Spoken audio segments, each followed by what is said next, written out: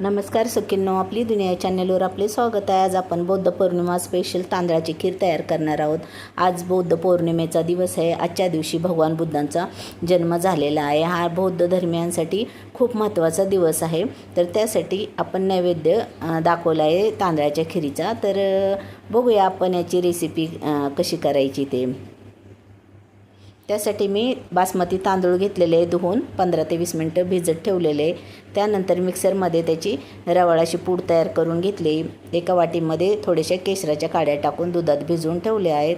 तर आता आपण बघूया, कढई गरम करून घेतली आहे, त्यामध्ये तूप टाकून त्यामध्ये काजू, बदाम, पिस्ता हे ड्रायफ्रूट तळून एका बाजूला काढून घेऊया।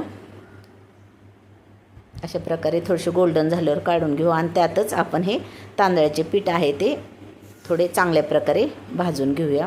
थोडेसे गोल्डन भाजून झाले की मग एकीकडे दूध उकळत ठेवलेले आहे, त्या दुधामध्ये हे पीठ टाकून घेऊ आणि जवळजवळ 10 मिनटे त्याला व्यवस्थित शिजू देऊया।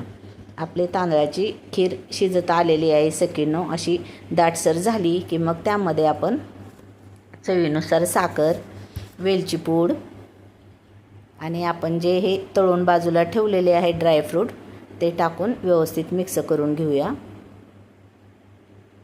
त्यानंतर आपण भिजत ठेवलेली जी केशराच्या काड्या आहेत त्याही ह्यामध्ये टाकून घेऊ आणि थोडंसं साईडला काढून ठेवू, आपल्याला गार्निशिंगसाठी लागणार आहे।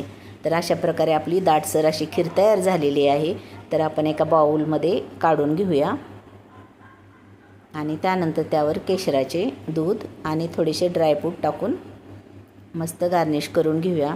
तर तयार आहे आपली तांदळाची पौष्टिक अशी खीर। तर चला आपण आता हे गौतम बुद्धांसाठी नैवेद्य म्हणून ठेवूया।